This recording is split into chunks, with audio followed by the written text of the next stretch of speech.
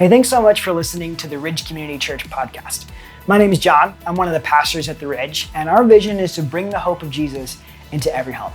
So we want to bring you something hopeful and helpful for your everyday life, whether you've been following Jesus for a while or you're still trying to figure out exactly what you do believe about God. Now, you'll find on this podcast things that'll help with conversations about marriage and parenting and mental health and work, practical things to help you in your faith journey, and a lot more. So whether you're listening to this on your favorite podcast app or you're watching on YouTube, be sure to follow and subscribe so that you don't miss any of the hopeful and helpful conversations. Hey everyone, thanks for listening to this episode of the Ridge Podcast. I'm excited to share with all of you a conversation that I got to have with Matt Miller.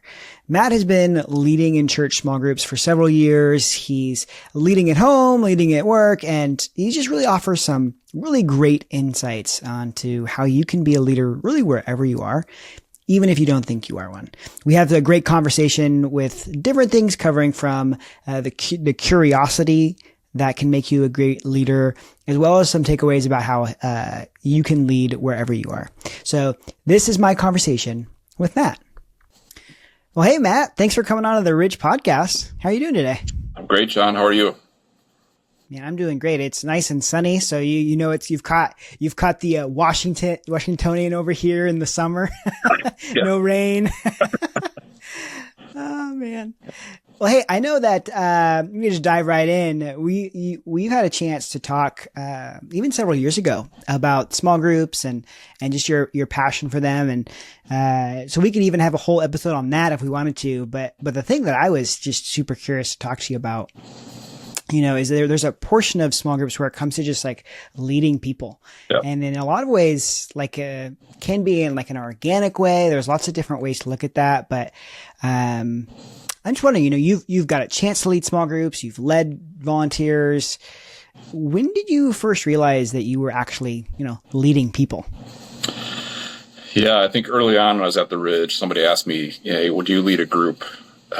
Sure. Don't really know what that means, and then it got a little bit more serious when they email you like the leader's guide that's got a little bit more to the questions and more context to the conversation. And I realized, I actually need to know how to manage the conversation, not to show up and eat this time when I go to group. So, yeah, it's more when you realize there's people that are going to be leaning on you for answers and guidance and things like that. And there's actual preparation that needs to happen. Makes it a little bit more real, like you're actually leading something and stepping into that role. Yeah. Did you have hesitation? You get asked this, and did you have hesitations? What was that internal self-talk like? Yeah, 100%. I mean, you feel so unqualified when you're asked to do some of these things. And I remember when I did it, I was newer to church, right? I'd been going to the Ridge for maybe a year and a half. And what do I know? Why would I ever get picked to do this? And so there's a lot of reasons you shouldn't, and a lot of reasons I felt I shouldn't. I mean, I've failed several speech classes in my life, and it's not something that comes easy for me to say something in front of a group. So there's a lot of things where I said I shouldn't do this, but leaning into it and having people that said they believed in me and why I should do it helped a lot. So move forward with it. 16 years ago. So, yeah. So, I mean, I imagine right now there's probably even people that are listening. They're like, I could never lead something. Maybe it's a group, maybe it's something else. I'm not really a leader. Maybe what are some ways, because you've probably seen some of this happening just organically in groups that you've led, where people take on some leadership roles, have this influence over the people around them, and have no idea that they're even doing it, right? So maybe what are some ways that you've seen people lead without even knowing they're doing it? Yeah, I think there's a bunch of ways that it happens. And oftentimes we just try to make it so complicated and such a lofty idea. But really, I mean, people do it and they don't know they're doing it too, which is even cooler to see. There's people that host a group, which gets very underrated, but you're making people feel welcome into a house. And if there's people that are new to a group, and for somebody to say, I'm going into a stranger's house and we're going to talk about God, that's a tough thing to do. So people that host and make people feel welcomed and have a warm environment, like that's a really big thing, and it's a big responsibility. And some people do it really, really well, and it can make and break a group sometimes. There's people that just care for others.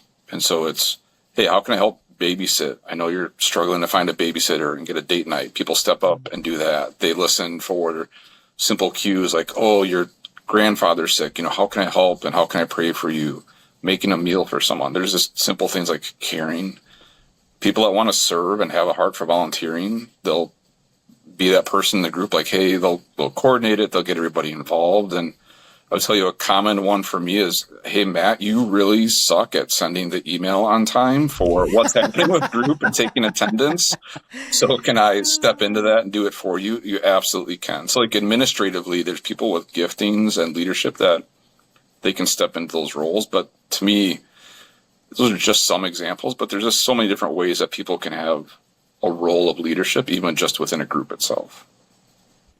Yeah, what's really cool about all the things you just listed off there, and I'm sure, like you said, there's so many more, but they really do exemplify this idea of like servant leadership, that Jesus talks about so much, right? That, he lived in a time where people, like, their view of leadership was, how do I rise above others? How do I have this elevated position in this role? And Jesus' encouragement was, hey, that's not going to be the way that you're going to do this. And so it's really cool. Like, you're sharing, like, hey, this really cool leadership happens when you're serving others and when you're taking somebody's burden away from them, so that it frees them up to really live life in a better way, allows them to follow Jesus in a more impactful way. Would you say that's a pretty consistent theme? Yeah, I would say, what I've experienced and seen from others is leadership can be something that gets avoided because you feel like everything is on your shoulders. Like, this is make or break with me, and I don't know if I can handle all this. But to me, leadership happens when you help other people grow. That grows you as a leader. And so to your point, to me, that's how can I go serve and not be served? And pouring into people in that way and helping others to grow is where you get a very strong community of people around you. That's just leadership in a different way. And whether in work or small group or, other group or parts of the Ridge I've been a part of, I think that's what makes a really positive experience. Unfortunately, there's people that have had leaders that, it's about how I look. It's about what you can do for me. It's about the results that I get and I can brag to other people. And I think that gives people a false sense of what a leader should be. But you can always, I've learned just as much from bad leaders as I've learned from good leaders. So you can learn what leader you don't want to be from those people. Yeah. Yeah. So that's so interesting. Yeah. So, like, how do you, if you're somebody right now and you're thinking, man, I want to grow as a leader, looking to the people in your life that have had leadership roles and kind of, I don't want to say judging them, but like picking out the pieces that I love this element of their leadership. This part was the worst thing ever. Not going to do that, and kind of like growing your leadership by just seeing the example that's been kind of set forth before you. Yeah. It's even people I work with in my job just know I'm going to ask about 5 questions before I give any answer. So asking a lot of questions, trying to understand. Being a curious leader is just so important. It humbles you. It puts you in a position to just learn from others, because there's so much value that you can get from the other people on your team, and you don't need to have all the answers in that position either. And so the asking questions, being curious, listening, it's such a lost skill. And can't tell you how many conversations I've had with people that are leaders that just aren't listening to anything I've said, and they've already made their determination on what might happen next or what direction they're going to take. And you don't feel valued because you're not part of that thing overall, which means you're not going to be engaged in that. So just engaging people, getting them bought into it, humbling yourself to understand their perspective and their ideas, I think just gets a more engaged group overall. Even if the thing doesn't work out, it worked out not well together and not just by yourself. Yeah, I love this idea of curiosity. So maybe you could share what are some things that have helped you be a curious leader, or, if you'd prefer some attributes that you've seen in leaders that you've had or that did that well. Yeah. I mean, first of all, I'm okay being the dumbest guy in the room. That's you have to be comfortable with the idea of, I'll go hire people and I'm interviewing. I'm like, are you going to take my job? And you can almost feel threatened by it, but you have to bring in really talented people around you, just to help stay humble and be curious about it. And like I said, I almost give myself, we watched Hoosiers a couple weeks back in church. Yeah. And I forget if it was 3 passes or 5 passes before you take a shot. Yeah. I ask 3 questions or 5 questions, like before I, make a direction on something. Or a decision on something. So, I think, and you see this a lot of some really, Craig Groeschel comes to mind. I listen to his podcast and he asks a lot of questions and he's a very curious, person. And I think that just leads to better leadership overall. Yeah. I love that. Do you feel like that extends to like leading at home, leading with your friends and the people that you're around? As far as being curious? Yeah. Yeah. I mean, it's something I've had to learn a bit as a group leader. Somebody's talking about a season of life they're going through and I tend to be a fixer. So whether that's somebody in group life or, my kids or my wife, it's learning to step back and ask some questions, not just say, here are the 3 things you need to do and here's what you need to do them. Yeah. Because then it's not theirs. It's not their way of doing it. It's not theirs when they go to solve it. They don't feel like they have ownership when it happens. So just stepping back and like somebody telling you a tough season of life they're going through, just asking questions about it. Like, how do you feel about that? What have you been going through? Like, tell me who's around you in your life helping you, and just getting a better sense of it. And not only does it help them to understand some things that they might want to do, but a lot of times when you're going through things like that, you haven't articulated that to others, let alone yourself sometime, about what's really going on. Yeah. So I think asking those questions just allows people to digest things themselves a little bit more and really understand what they're going through and the depths of it overall. Yeah, I love that. That's really good. Are there other simple things besides curiosity that maybe somebody could do to start leading well in their current season? And that could be whatever direction you want to take that. Maybe it's at home, maybe it's at work, maybe it's in church, whatever that looks like. Yeah, again, I think there's a lot of simple things you can do that don't require additional education or training or anything. Like, to me, there's effort. If you're at work, be the one that puts in the most effort. Show up a little bit earlier than others, stay a little bit later than others with a work-life balance, but putting in more effort than others, I think is like, that doesn't take education or training, and you can set the bar for people around you. And, I've worked in environments where the person that puts in the least amount of effort tends to be like the lowest common denominator, and everybody stays to that. Like, if they're not getting in trouble and they're only putting in this much effort, I'm only going to put in as much effort as that person. So how can you be a person that sets the bar for others around you? Like, that's just a simple thing to do from a leadership perspective. I also think there's kindness and caring. Like, in a small group environment or a work environment, just being able to step in with kind words, step in with encouragement. Oftentimes we get so busy with the business of things, we forget about the relational aspect of it. And people have things going on in their personal lives that affect how they take things in business. And so taking that time to just encourage them and what's going on and care for them, again, does not take extra training or anything. You can just step in and be that person. It's really important.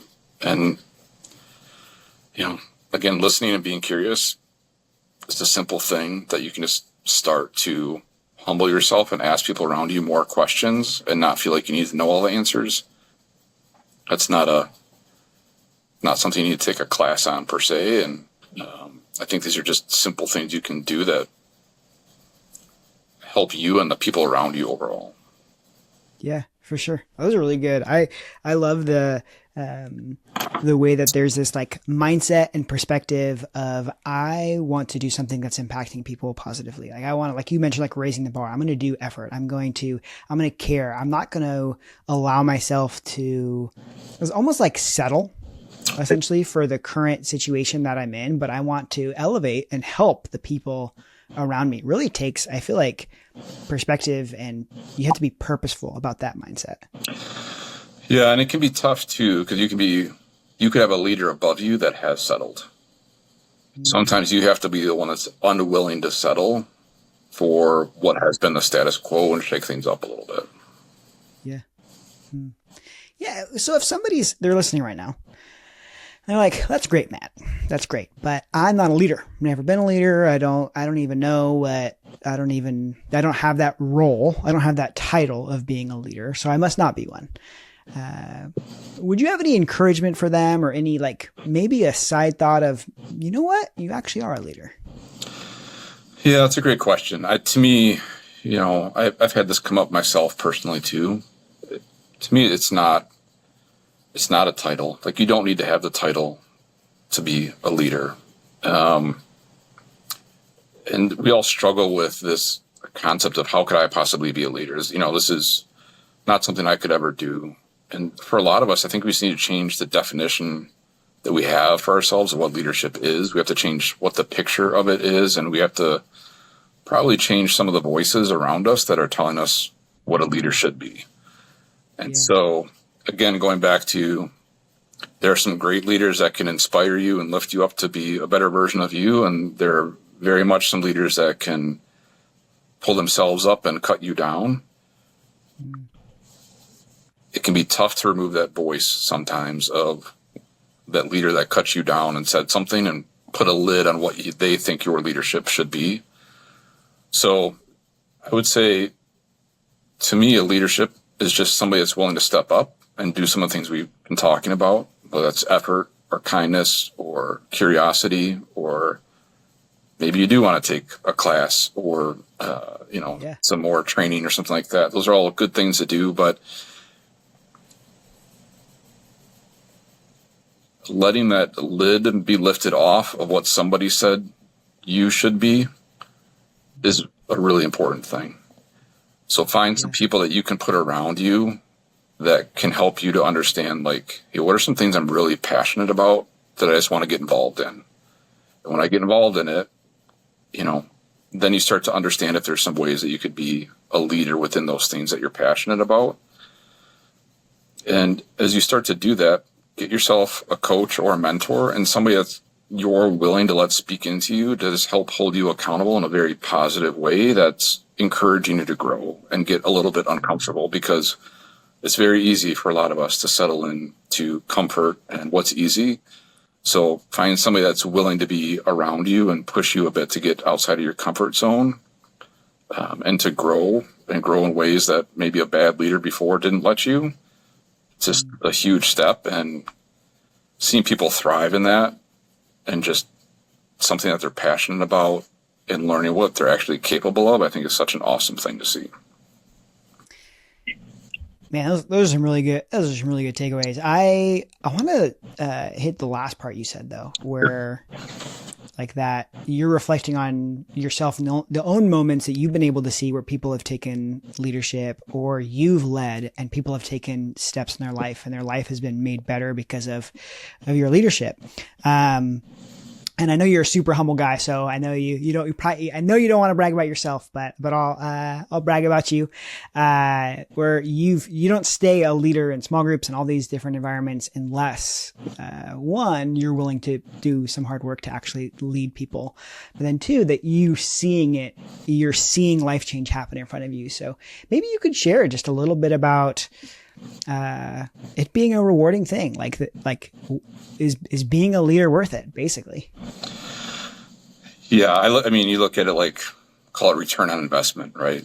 Like, there's a lot of things I waste my time on that yield very little return on investment, and I think being in these groups over the years, and you just see like pouring into people's lives and just seeing how they grow and how that's turned into them leading in different areas of the church, or taking a step at their job and